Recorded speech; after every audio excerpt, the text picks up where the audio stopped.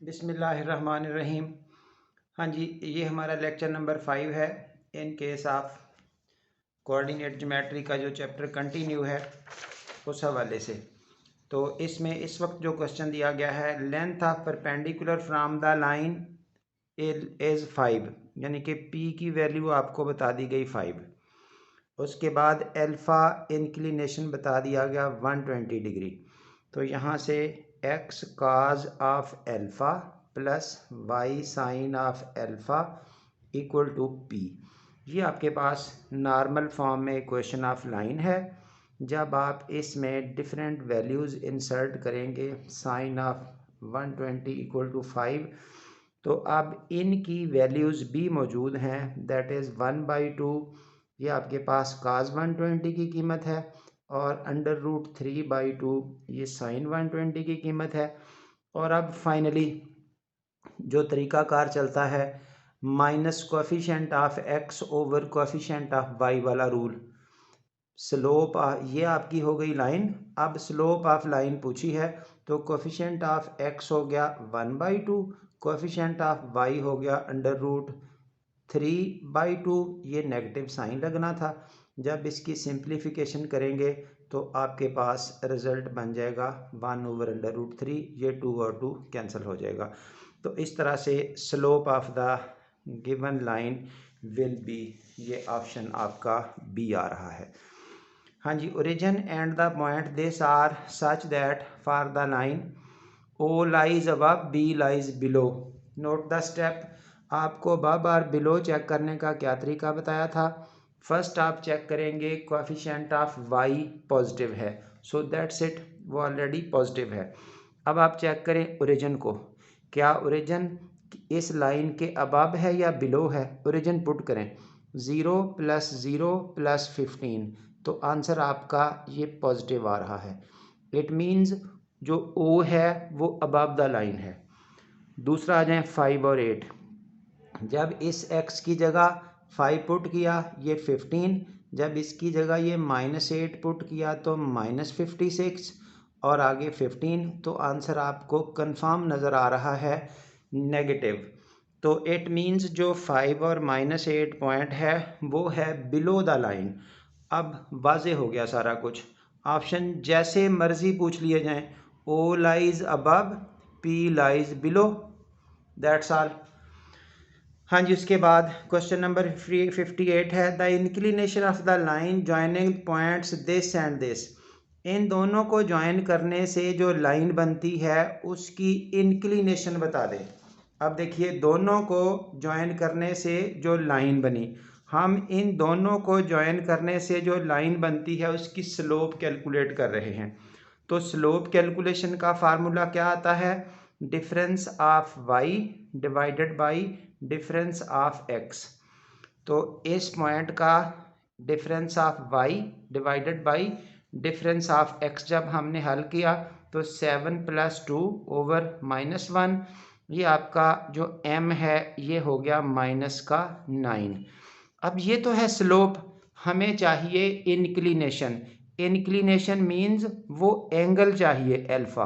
तो -9 = tan of alpha. अब alpha का आंसर आ गया tan इनवर्स ऑफ -9। तो -tan से बाहर निकलेगा, ये हो गया tan इनवर्स ऑफ 9। ये आपके पास इंक्लिनेशन की कीमत आ गई। तो इंक्लिनेशन की वैल्यू तो कैसे ली जाती है, ये x एक्सिस हो गया, ये y एक्सिस हो गया। इस पॉजिटिव x एक्सिस के साथ जो एंगल होता है एंटी क्लॉकवाइज, वो आपने यूज़ करना होता है एज इंक्लिनेशन। तो अल्फ़ा का आंसर नेगेटिव फॉर्म में तो नहीं चाहिए। अल्फ़ा जो इंक्लिनेशन है वो यहाँ से पॉजिटिव एक्स एक्सिस के साथ जो ऊपर को एंगल बन रहा है ये वाला, ये चाहिए। मसलन लाइन ये है तो एंगल आपका ये बनेगा, लाइन ये है एंगल आपका ये बनेगा। हर वो एंगल जो इंक्लिनेशन के लिए यूज़ होगा वो यहाँ से एंटी क्लॉकवाइज मेजर में आएगा। तो एंटी क्लॉकवाइज मेजर में एंगल प्लस होता है, ये अल्फ़ा की वैल्यू माइनस में आ रही है। तो माइनस वाली वैल्यू को फिर पॉजिटिव में चेंज करने के लिए जो वर्ड इंक्लिनेशन का है वो आपका आएगा pi minus tan inverse of ये 9। तो इस सेंस में पाई से या 180 डिग्री से माइनस करना पड़ता है एंगल। ये अब आपने ध्यान रखना है आइंदा कि जब भी अल्फ़ा की कीमत स्लोप या इंक्लिनेशन नेगेटिव में आता है तो देन उसको पॉजिटिव मेजर में चेंज करने के लिए pi minus. So that's it. अब आपके सामने ऑप्शन अवेलेबल है। क्वेश्चन नंबर नेक्स्ट आ रहा है, the line joining this and joining this and this are parallel, value of k is. बड़ी आसानी से आप इसकी स्लोप निकालेंगे, इसकी स्लोप निकालेंगे। तो स्लोप कैलकुलेशन का वे अब आपके सामने है। वो क्या होगा, इस ए बी की स्लोप आएगी -6 -3 ओवर के -7। इसका नाम आप रख लेंगे m1। इसी तरह m2 कैसे आएगी, इन दोनों से स्लोप 4 - 5 ओवर -6 + 2 हो जाएगा। तो m1 = m2, ये दोनों को इक्वेट करेंगे, आपको k की वैल्यू मिल जाएगी। That's it. क्योंकि पैरेलल लाइंस की स्लोप आपस में इक्वल होती है। चलिए जी आगे बढ़ते हुए, which are the following pairs of lines are parallel lines. बड़ी आसानी से आप इन दोनों की स्लोप निकालें, इन दोनों की स्लोप, हर एक की स्लोप कैलकुलेट करते जाएं, जिसमें स्लोप m1 = m2 आ जाएगी। दो लाइनों की स्लोप इक्वल आ जाएगी जिस पेयर में, वो आपके पास लाइनों का पेयर पैरेलल होगा। सो दैट्स इट। अब अगर उनका प्रोडक्ट -1 आए, यानी कि m1 × m2 -1 आए, तो लाइंस परपेंडिकुलर। अगर m1 = m2 आए तो लाइंस आपकी पैरेलल। अगर दोनों ना हो तो दैट इज नीदर कैटेगरी। हाँ जी, question of the line passing through this point with slope 7। अब आपके पास m की कीमत 7 है और x1 आपके पास -6 है, y1 आपके पास 5 है। तो you can use the formula y - y1 = m × x - x1। ये आपके पास फार्मूला है किसी इक्वेशन को क्रिएट करने का, लाइन की इक्वेशन बनाने का, जब आपको स्लोप भी बता दी जाए और एक पॉइंट भी बता दिया जाए। पॉइंट मींस ये पहली कीमत x1, दूसरी कीमत y1।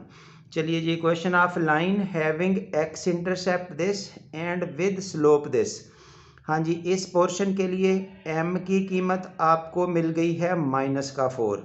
ये स्लोप से पता चल गया। ये x इंटरसेप्ट -9 है, यानी कि x की कीमत -9।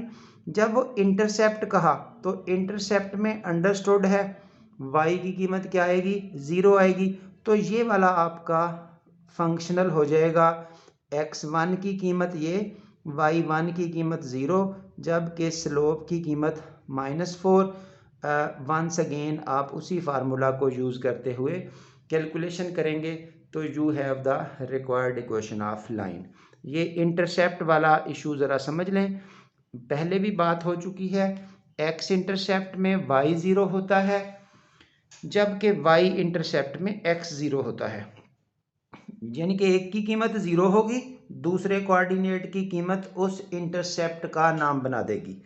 चलिए जी, which of the pairs of lines are perpendicular.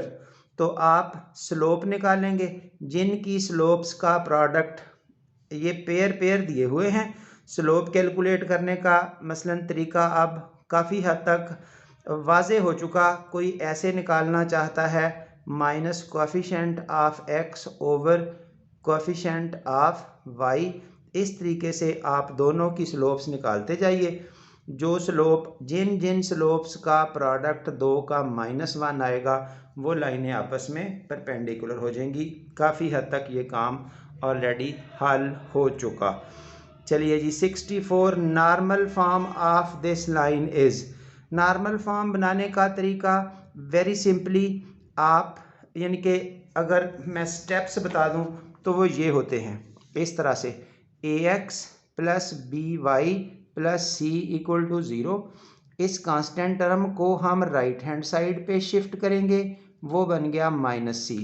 तो साथ इसका भी काम करते जाइए, ये देखिए राइट हैंड साइड पर आप इस कांस्टेंट टर्म को शिफ्ट कर देंगे इक्वल टू 2, ये हो चुका।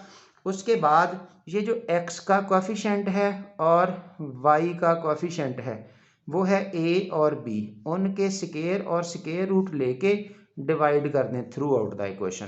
ये हमारे पास स्टेपिंग है। अब ये हो गया 4 का स्क्वायर प्लस 7 का स्क्वायर और रूट कितना बना, ये 16 और 49, ये हो गया 65 का रूट। ये आपने थ्रू आउट डिवाइड कर देना है। इसको भी डिवाइड कर दिया, इसको भी डिवाइड कर दिया और इसको भी डिवाइड कर दिया। ये आपके पास required normal form of the line बन चुकी। साथ साथ स्टेप्स भी आपको वाजे कर दिए और आइंदा कोई चीज़ पूछी जाए तो बताई जा सकती है। यहाँ से p की कोई कीमत पूछना चाहता है तो ये राइट हैंड साइड p होगी, क्योंकि x cos alpha plus y sin alpha is equal to p। ये आपके पास फार्मूला होता है normal form of the line का। कोई cos अल्फ़ा पूछे, कोई sin अल्फ़ा पूछे या इवन कोई अल्फ़ा पूछे तो ये सब कुछ आप बड़े आसानी से कंपैरिजन करके यहाँ से मैनेज कर सकते हैं। चलिए जी, value of p when this point lies on the line. जो पॉइंट किसी लाइन पर लाई करता है वो उसकी इक्वेशन को सेटिस्फाई करता है। अब x की कीमत हो गई 2, y की कीमत -9, इसमें पुट कर दें। जब x की जगह पर आप 2 पुट करेंगे तो p इंटू -2 इस x की जगह पर, y की जगह आप -9 पुट करेंगे प्लस 20 इक्वल टू 0। ये हो गया -2p -9 प्लस 20 इक्वल टू 0। यहाँ से आप p की वैल्यू जब मैनेज करेंगे so you have the required solution. हाँ जी, उसके आगे degree of the homogeneous equation this is, ये बताने की ज़रूरत नहीं है, it's confirm 2 degree of the homogeneous equation. The line this are perpendicular if k is. तो परपेंडिकुलर लाइंस का कंसेप्ट आपको बताया था, वो कैसे आएगा, a plus b equal to 0। जब लाइंस परपेंडिकुलर हों उसमें a क्या होता है, एक्स स्क्वायर का कोएफिशिएंट, ये हो गया। b क्या है, वाई स्क्वायर का कोएफिशिएंट इक्वल टू 0। तो यहाँ से k की वैल्यू आपको मिल जाएगी दैट इज +1। जब आप इसकी सिंप्लीफिकेशन करेंगे 1 को उधर ट्रांसफ़र करेंगे। हाँ जी, angle between the pair of lines. अब इस पेयर ऑफ लाइंस के दरमियान एंगल फाइंड आउट करने का आपका ये फार्मूला है tan of theta equal to 2√h² minus AB over a plus b. ये आपने पेयर ऑफ लाइंस जो होमोजीनियस इक्वेशन होती है ये वाली ax² plus 2hxy plus by² equal to 0। यहाँ से आप a h और b इधर से कैलकुलेट करेंगे और इसमें पुट करेंगे तो उसके बाद थीटा की कीमत कैलकुलेट हो जाएगी। ये आपके पास है angle between the pair of lines हल करने का रास्ता। याद रहे यहाँ भी अगर नेगेटिव एंगल आएगा तो वो पाई माइनस करके ही हल करना है। ये चीज़ें जहन में रखनी है कि नेगेटिव एंगल काबिल कबूल नहीं होगा। हाँ जी, उसके बाद आगे बढ़ते हुए ये नेक्स्ट क्वेश्चन आ गया, angle between the pair of lines must again, यानी कि उसी तरह का स्ट्रक्चर आ चुका। ये a की कीमत है यहाँ पर आपके पास 1, जबकि b की कीमत 1, 2h की कीमत है 2 सीकेंट अल्फ़ा, h की कीमत हो जाएगी सीकेंट अल्फ़ा। और उसके बाद जो फार्मूला लगाना है वो आपने यही यूज़ करना है जो ये यूज़ किया गया। तो इसको जब सिंप्लीफाई करोगे तो आपको ये सब कुछ इस साइड से tan of theta equal to ये अल्फ़ा इक्वल टू ये अल्फ़ा स्टेटमेंट आ रही है ना, ये आफ्टर सिंप्लीफिकेशन आपके पास tan ऑफ अल्फ़ा आंसर आ जाएगा। तो थीटा की वैल्यू अल्फ़ा बन जाएगी। यानी कि ये सिंप्लीफिकेशन जब इसमें आप कीमतें पुट करोगे, कौन से वाली, ये a1 b1 h की कीमत सीकेंट अल्फ़ा, इस फार्मूला में लगाओगे तो एंड आपका ये हो जाएगा। हाँ जी, उसके बाद वो थीटा कैंसिल होके अल्फ़ा बन जाएगा।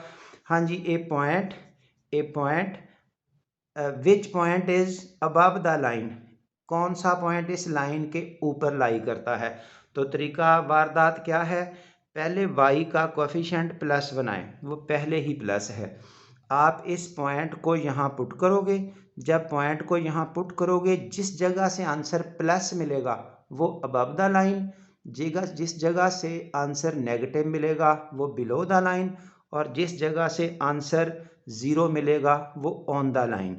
अब आप 3 और 1 को जब यहाँ पुट करोगे तो 12 + 3 - 3 आपको आंसर ये पॉजिटिव फॉर्म में नज़र आ रहा है। सो ये वाला पॉइंट अबव द लाइन है। तो इस तरह से आपसे क्वेश्चन कुछ भी पूछा जा सकता है, कौन सा बिलो द लाइन है, कौन सा ऑन द लाइन है। तो वो तरीका आपको अंदाज़ा लग चुका कि पॉजिटिव होने की सूरत में अबव, नेगेटिव होने की सूरत में बिलो, ज़ीरो होने की सूरत में ऑन। हाँ जी, 2 lines are parallel if and only if they have same slope, अगर उनकी स्लोप एक जैसी होगी तो लाइनें पैरेलल होंगी। Measure of the angle from first line to the second line who slopes are 0 and 3। अब इसकी वर्किंग का प्रोसेस क्या है, एक लाइन से दूसरी लाइन की तरफ जब आपने एंगल कैलकुलेट करना है, angle from one line to another, angle from one line to another, उसका ये फार्मूला है आपके पास, m2 - m1 / 1 + m1 m2, जिसकी तरफ जा रहे हैं। अब किधर के को है, first line to the second line, first m1 हो गया 0, m2 हो गया 3।